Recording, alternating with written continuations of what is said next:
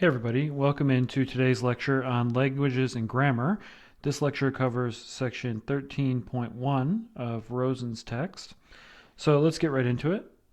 Number one, we're going to start by just making some definitions. We'll start by defining something called a vocabulary, and in the process here we're going to use some words that need to be defined as well. So we'll start, like I said, with a definition. A vocabulary, which we'll denote by V. Vocabulary.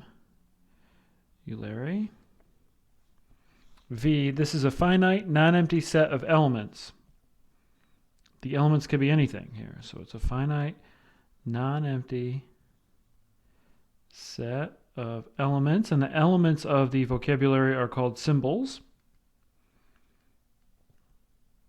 So a symbol is an element of V,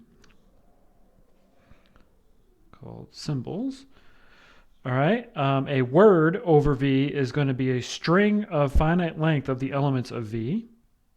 So this is a word over V. It's called a word over V. Is a string of finite length consisting or made up of elements of V. So in other words, it's a string of symbols, right? Elements of V. So that's a word over V.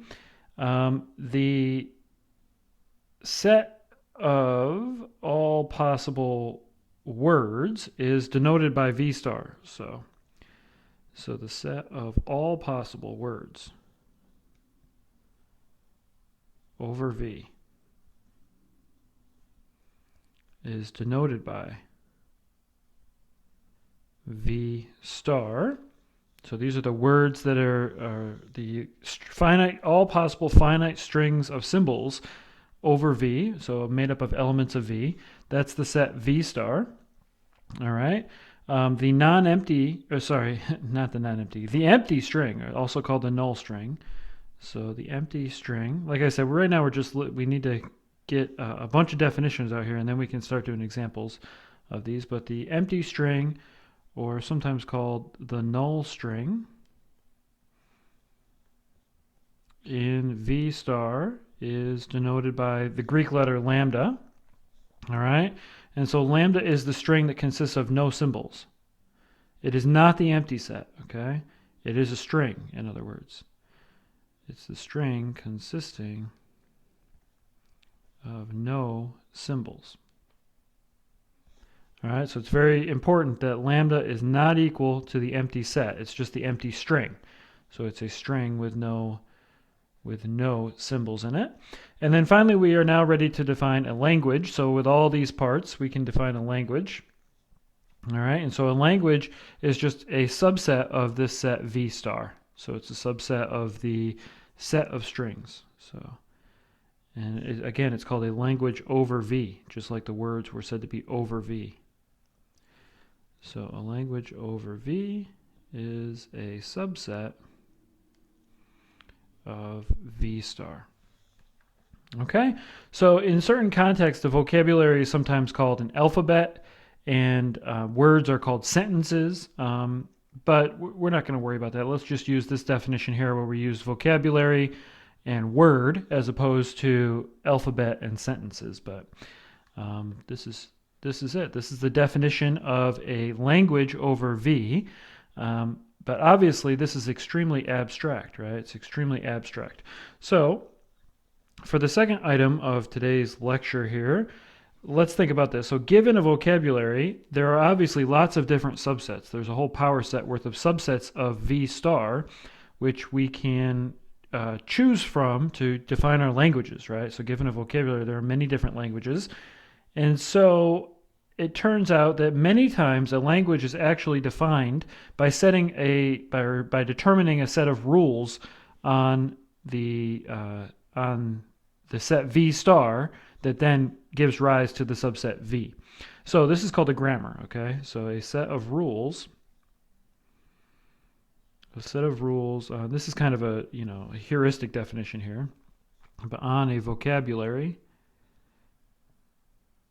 V is called a grammar, And we're going to define a very special kind of grammar here. So you could say it's a grammar on V, or a grammar on V star, on V. It's on V. It's on the vocabulary, sorry. So it's grammar on V. It could be on V star as well, but it's a set of rules, okay? And so the idea is that if you set these rules, then look at all the elements of V which obey these rules, then you arrive at a language, right? A language determined by the grammar on V. But the V was kind of the underlying thing. The vocabulary is there. You define a grammar on the vocabulary, and it gives rise to a language on that same vocabulary, okay? Now, like I said, we are going to define a very special kind of grammar here, and this is called a phase structure grammar. And again, a phrase structure grammar. Phrase structure grammar. And this is going to be a four tuple, which we'll call G for grammar. It's going to be a collection of items here. So V, T, S, and P. V is going to be the vocabulary, okay? So this grammar is going to consist of, I'll just list these out, a vocabulary. So a vocabulary V. We know what a vocabulary is. We just define that, right? And so then the next three things that I define, I'm going to have to then give you at least some examples of, or define these things. But the next three items are the next three entries in the phrase structure grammar's four tuple. So T is called a set of terminal symbols, or a subset T of terminal symbols. All right, so again, like I said, I'll define this in a few minutes here, all these things, but I want to write all these down together first to define the grammar. The item S is called a start symbol. A start symbol S from V. So the idea here is that S is an element of V. All right, up here, T is a subset of V. So we have a subset of terminal symbols. We have a distinguished start symbol. And then finally, we have a finite set of productions. And that's what P consists of. And the productions are going to end up being the rules, as you might guess here. So productions, and that's going to be P. The set P we're going to talk about in a few minutes, like I said. But the set P is going to be a set of operations on V star. On the set of strings. So let's say a few more things here about these items here, V, T, S, and P. So let's say we have T here, right? So T is a subset of V, which are called the terminal symbols. So the set N, which is defined to be V take away T, so the complement of T in V, this is said to be the non-terminal symbol. So this is everything that's not a terminal symbol. It makes sense to call those the non-terminal symbols. So, and it's kind of weird English here, but the set right here, right, this consists of, or these are the non-terminal symbols. So again, like I said, if they're not terminal, they are non-terminal. Whoops.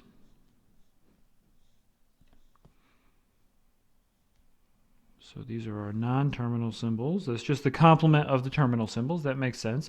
The productions are operations or functions or maps, you might say.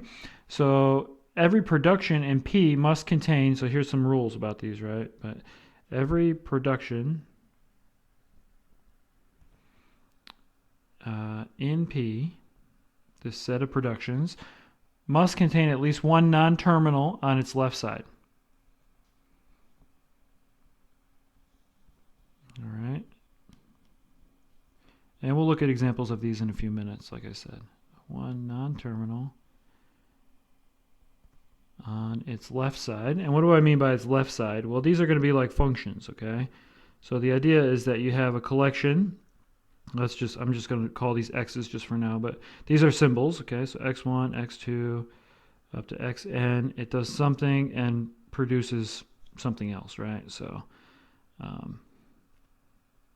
let's just say y1, y2, ym.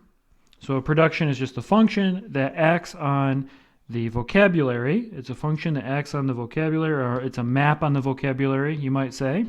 And at least one, according to this rule, right? At least one of the terms on the left-hand side must be from this set N of the non-terminal entries. Okay. So what's S? We already said S is just the start symbol is just the start symbol is just a distinguished element of V. So we already kind of talked about that. But we need to say more about the terminal symbols. So the rules here are that a terminal symbol is one that can be replaced, that cannot be replaced by another symbol. So a terminal symbol is one, so it's a member of V, right? That cannot be replaced by another symbol. And this is the reason for having at least one non-terminal on the left-hand side of your productions here. So obviously that means that a non-terminal symbol may be or can be replaced by others. So a non-terminal symbol can be replaced by others. It could be replaced by other non-terminals or by terminals. So that's on the right-hand side. So over here you can have your non-terminals on this side, right? And they can be replaced by terminal or non-terminal on the right-hand side. Okay. So the last thing we should say, the rules that specify when we can make a replacement is called a production. So every production is a rule, right? So a rule that specifies when we can replace a string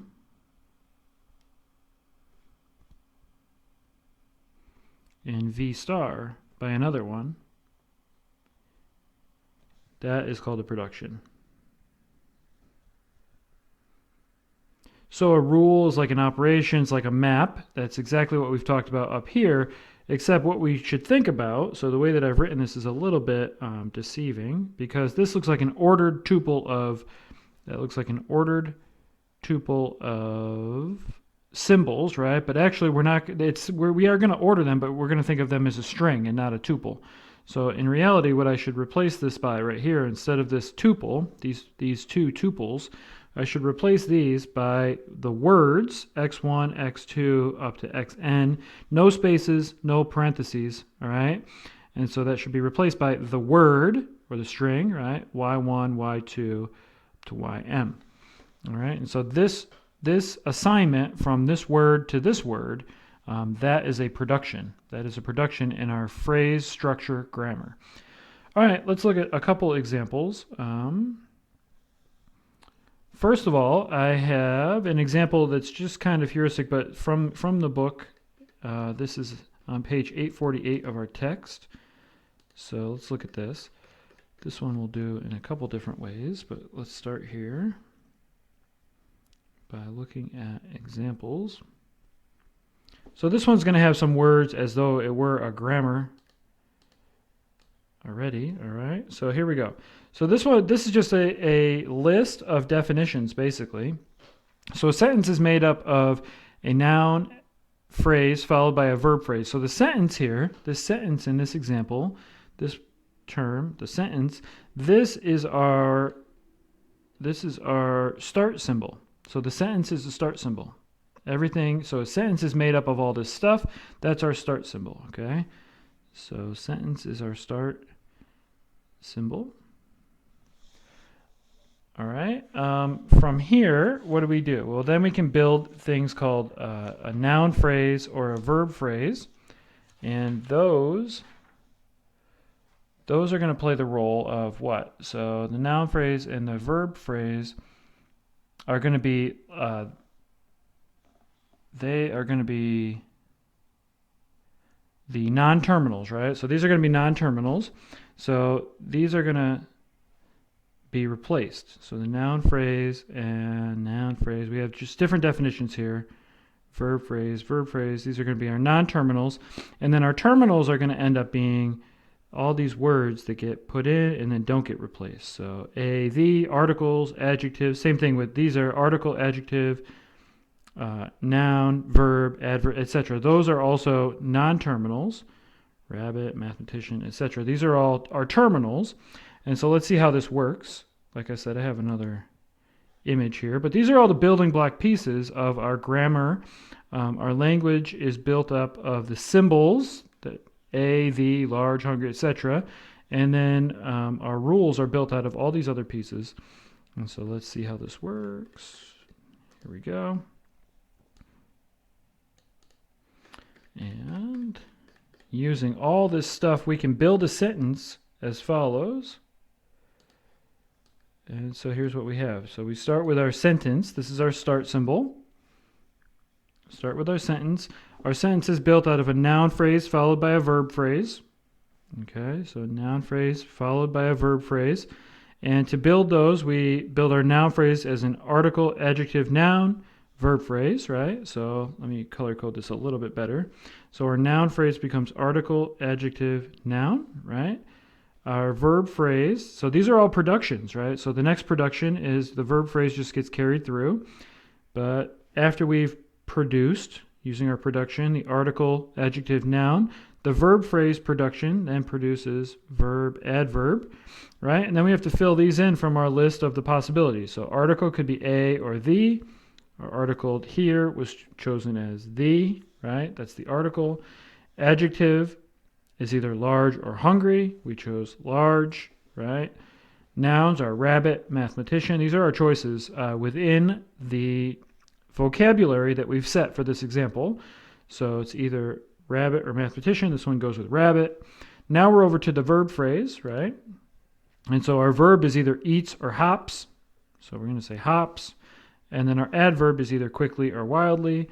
And so we've built this sentence, the large rabbit hops quickly, by applying the productions in sequence, right? We started with sentence.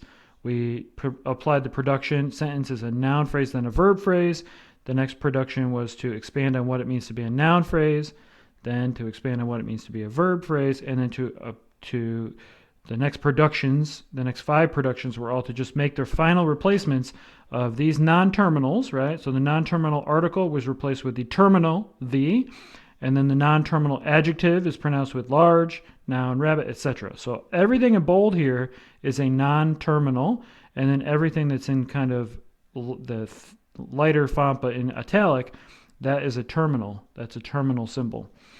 Okay, and so this right here is just a single sentence, but this is how the grammar works to produce a sentence from our vocabulary. So there's an example. I have another example here, little green divider. So another example here,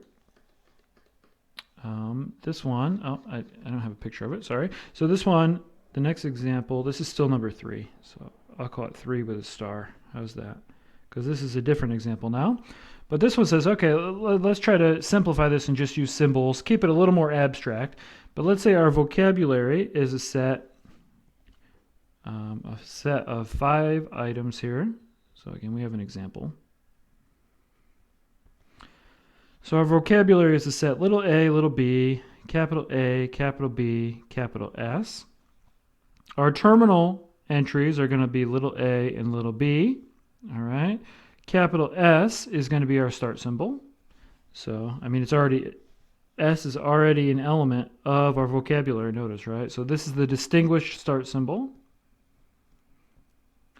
So this is our start symbol. And then our productions, this is going to be equal to a set of operations, right? And so the operations here are going to be the following. We have, from our start symbol, we can produce A, B, A, like this. A can get mapped to B, B. B can get mapped to little a, little b.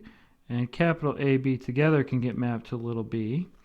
And this whole thing all together, we have our vocabulary, we have our terminals, we have our start symbol, we have our productions, right? And all together then as a for tuple, this forms a grammar. So G is equal to V, T, S, P. This is a phrase structure grammar. Okay, and so this will give rise to a language, but notice the language is not given to us here. So this is just an example of a phrase structure grammar.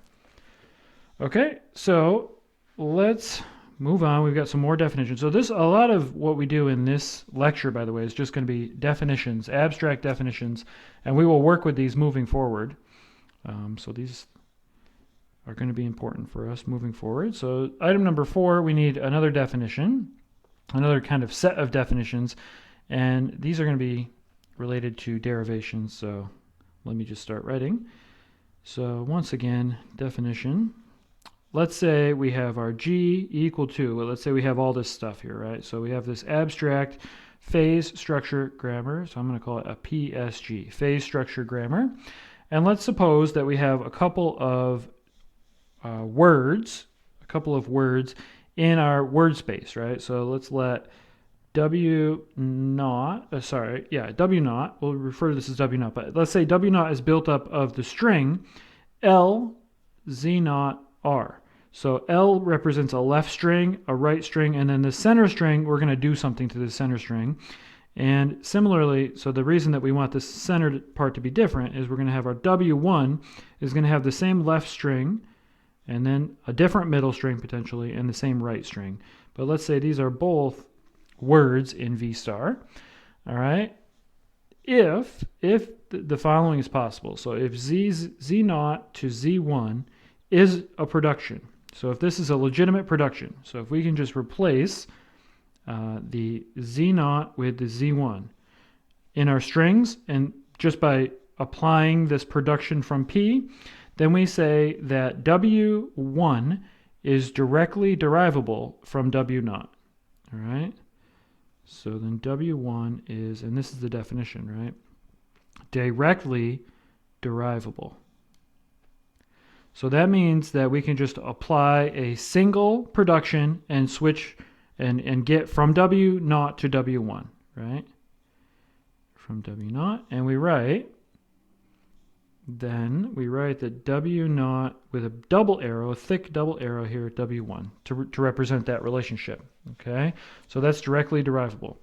Now, on the other hand, what if it's not directly derivable, but let's suppose now that we have a sequence of words here, so W0, W1, up to Wn in V star, with the following, all right? So with, let's say, W1 is directly derivable from W naught, W2 is directly derivable from W1, all the way up to the nth word is directly derivable from the previous one, right?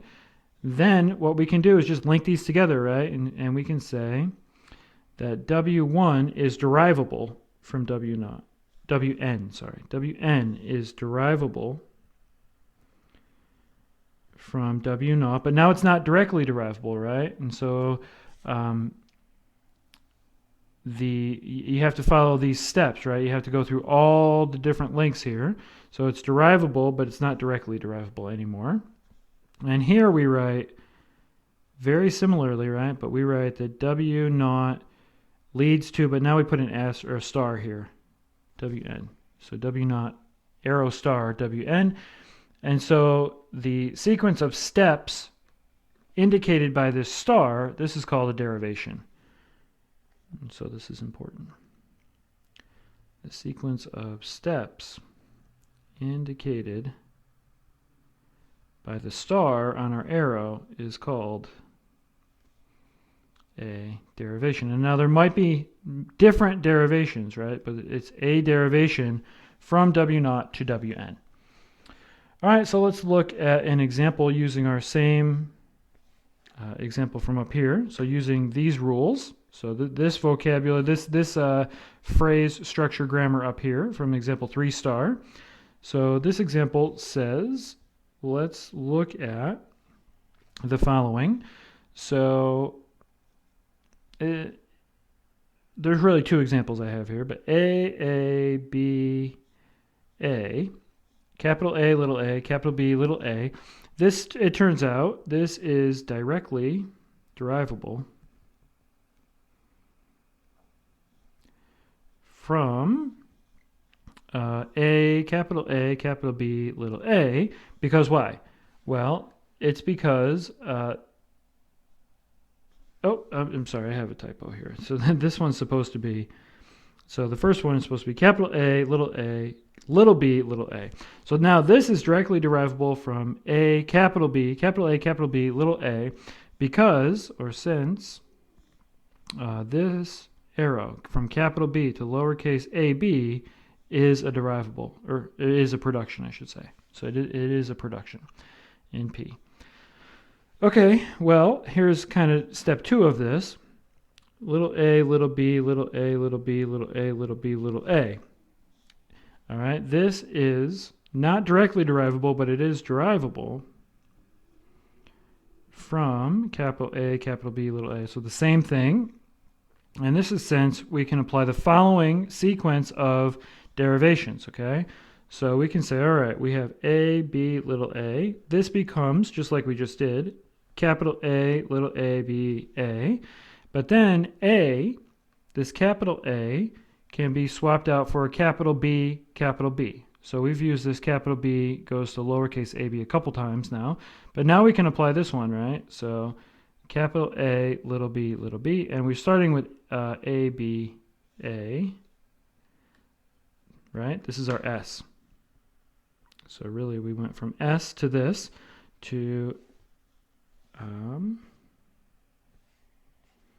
so our starting symbol to here, right? And then to here, and now from here we can then apply the next one, which gives us B, B, A, B, A, A, B, A, right? And at this point, each of the B's can then be swapped out the same way that we've done here, right? Same way that we did this one. So the next one, we can leave the first capital B and then do A, B, A, and then finally take care of the last capital B, so that's A, B, A. All right, and so this tells us that this word, A, B, this is in the language determined by this vocabulary, or by this grammar, right? So this is in the language determined by this grammar up here, because we went from our starting symbol, start symbol, to here, and then through all this derivation, we got to this symbol right here, right? Or this word. So each of these operations is itself a production, and therefore this is a valid derivation. Okay, on to the next definition. So the next definition says the following. So this is item 5 of this lecture. Again, let's let G be a phrase structure grammar. So we've got all the parts that we need. So let this be a phrase structure grammar. The language represented, the language generated by G. So this is kind of what we talked about. It's going to be all, I'm going to define this in a second, but it's going to be all the strings, right, that can be formed as derivations starting with S, starting with the start symbol. But the language generated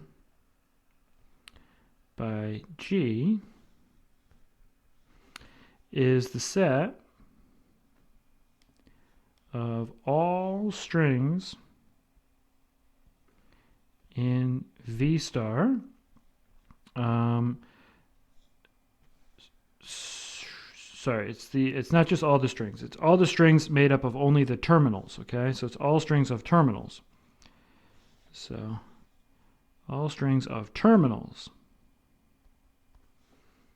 in V star that are derivable from S.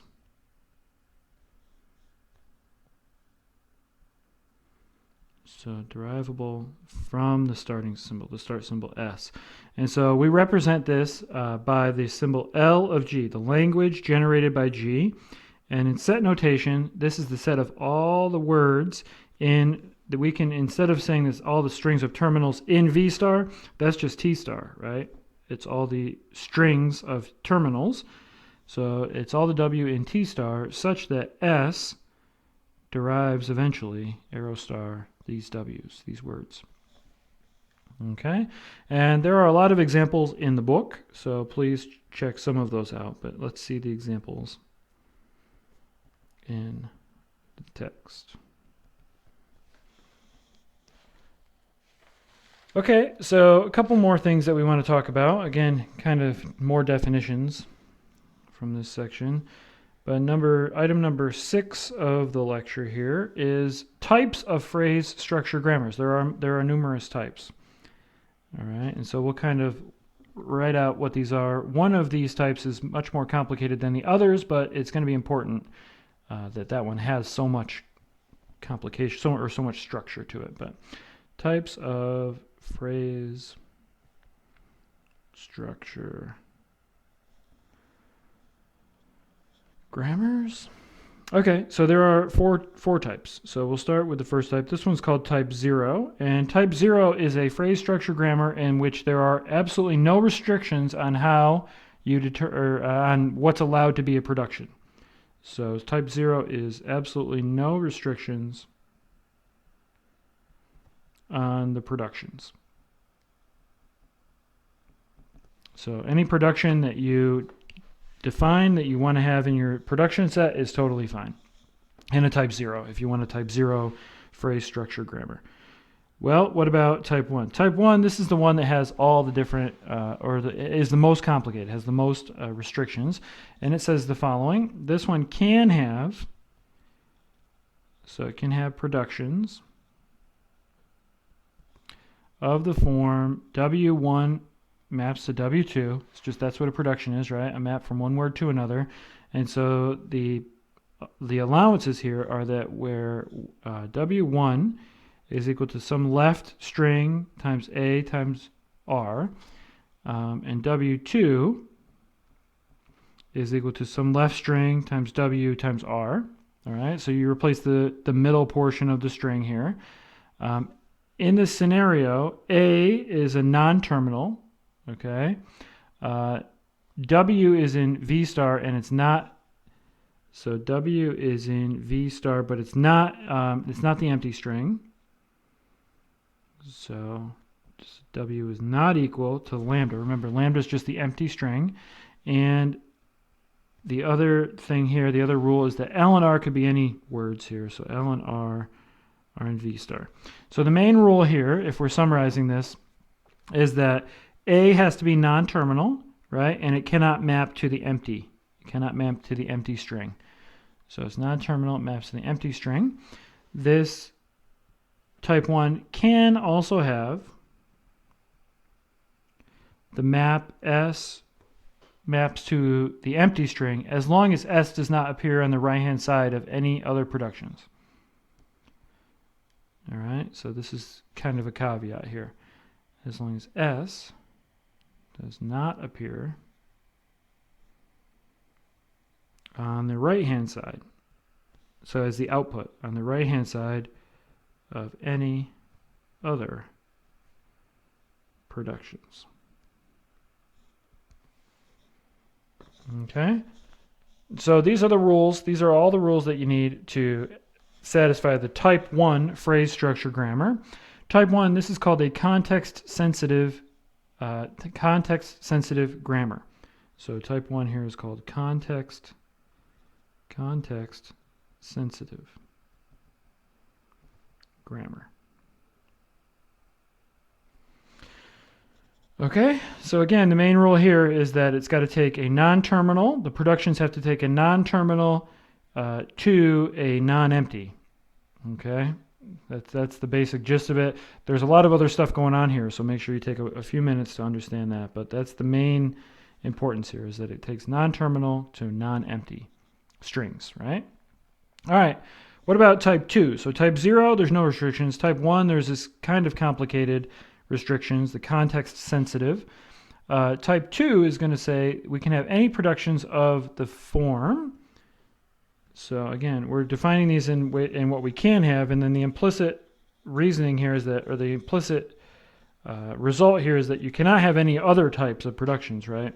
So it can have productions, in this case, only of the form W1. So let me write this out as I talk. Productions only of the form W1 maps to W2, all right, where W1 is a non-terminal. So very simple here. So only productions of this form, yeah. So W1 is non-terminal and is a single symbol. It's a single symbol. So the inputs of a type 2 have to be the left-hand sides of the productions of a type 2 phrase, structure, grammar have to be non-terminal single symbols. So it just tells where all the non-terminal single symbols can get mapped to, and there can be multiple for each W1, but that's okay. So this kind of grammar is called a context-free grammar. In some ways the opposite, right? So context-free grammar. And then there's one more type. So this is called type 3. And type 3 is going to say that now we can have productions W1 to W2, where here's the criteria. W1 is, we'll say, equal to A, is non-terminal. All right, it's non-terminal. W2 is equal to AB, all right, where, or W2 is just equal to A. And in this case, B would be non-terminal. So B is non-terminal, and it shows up on the right. So it shows up on the right, and A is terminal. So A is terminal. So the other way you could get around this is by saying that B could be the empty string here, and you just have A. That's it. It's better to not do that, right? So just ends with a terminal, or it's a terminal followed by non-terminal. But the terminal, so basically these type 3 productions take a non-terminal input, right? And they give back a string of terminal followed by non-terminal. Terminal followed by non-terminal. And of course, in this scenario, it would be allowed then you can have the start symbol map to the empty string. Okay? This kind of grammar is called a regular grammar. So no restrictions, doesn't get a name. It's just there's literally no restrictions, so it doesn't even deserve a name, right? Context sensitive, I guess in that case it would just be called a phrase structured grammar. So it does have a name, but if there's no additional restrictions on the productions, type 0, then it's just a phrase structured grammar. If you have the restrictions of these type 1, then you get a context-sensitive grammar, and of course the language that it generates is a context-sensitive language. If you have the restrictions of type 2, it's context-free for the grammar and the language. And then these restrictions of type 3, so if you have type 3 productions, then you end up with a regular grammar or a regular language. Okay, and so those are the different types of phrase structure grammars. All right, one last thing that we want to talk about in this lecture is something called a derivation tree. So this is a way to kind of keep straight our derivations or think about our derivations. This can be done in a couple different ways, but these are exactly what they sound like. So this is item number 7, and it's called derivation trees. And I have an image down here. So this right here, we can just go by example here from our original example of the word "the hungry rabbit eats quickly." You can just draw a tree. So we're okay with trees up to this point, right? But we have our trees that we take our start symbol, break it down into our noun and our phrase, our noun phrase and our verb phrase, break each of those down, and then end up with, at the very bottom here, our derivation tree. So the sentence eventually, right, becomes, so after all of these productions are applied, the sentence becomes the hungry rabbit eats quickly, right? And so this is just an example of how to draw a tree for our example that we started with our first example there from way back at the beginning of the lecture. Here's another example. So let me pull this up here. So this is an example from the text. I believe this is example 12 in our text, but this is example 12. And so this one asks the question, determine whether the word CBAB belongs to the language generated by this grammar, where the vocabulary is ABC lowercase, ABC uppercase, and then the start symbol S.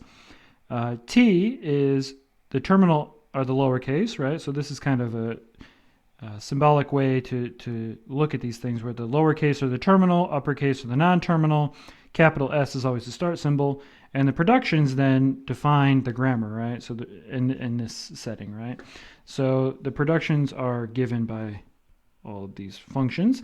And the question is, does CBAB belong to this language? Well, let's see. There's two ways to think about this, right? So we could start, if it belongs to the language, then there has to be a derivation from S to CBAB, right? So this is the question.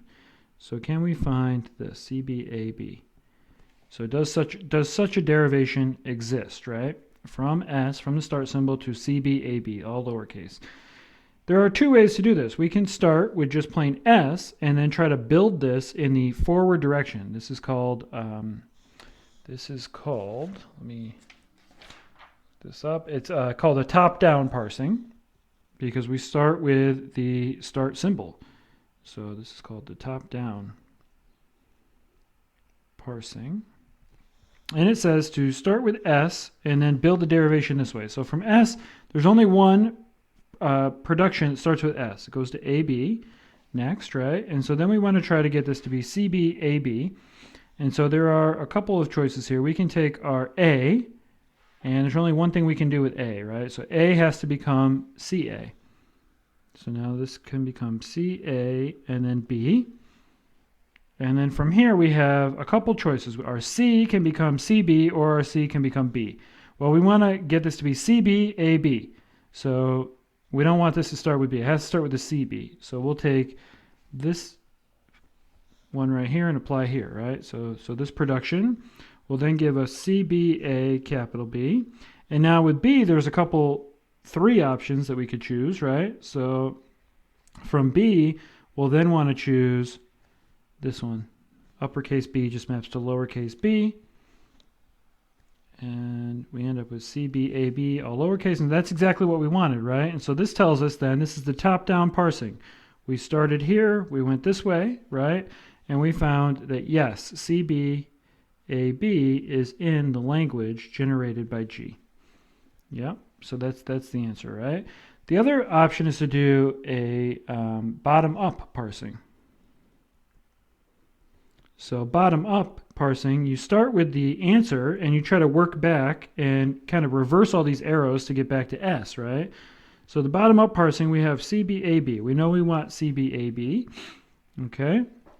So what can we do? Well, from CB and AB, what do we see over here? Well, we see our CB. I mean, we already know we already know that this is going to work, right? But this is how it would work. We see our CB, and so we can kind of reverse, take this to a C, right? So this would then be CAB, like this.